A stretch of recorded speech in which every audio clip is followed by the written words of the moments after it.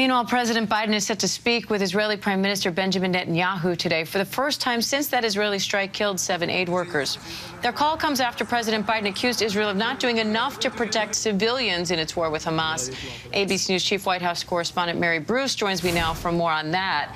Mary, how significant is this call between President Biden and Netanyahu, and what does it tell you about relations between the U.S. and Israel right now?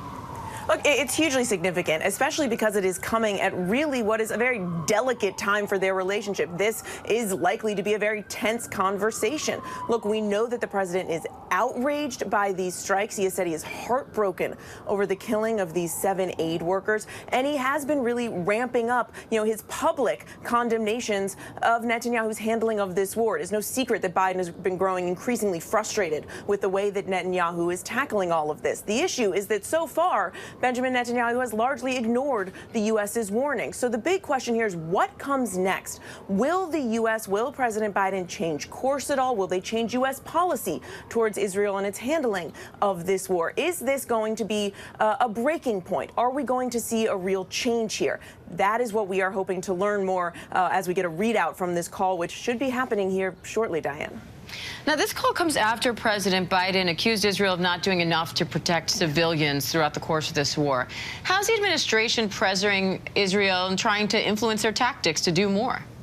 Yeah, and that really is the strongest rebuke yet that we have seen from President Biden as he continues to really ramp up his public rhetoric against Israel and their handling of this. The president, in addition to obviously just wanting to convey, which I'm told he will today in this phone call, convey his outrage over these deadly strikes, he is also likely to repeat his demand that there be a thorough and swift investigation into what happened here. He is demanding accountability, and he wants to make sure that the findings of any investigation are made public. There are, of course, additional questions about, what changes can, of course, be made going forward. Can there be further steps to deconflict the military and humanitarian operations here to ensure that you don't see, this kind of deadly incident going forward?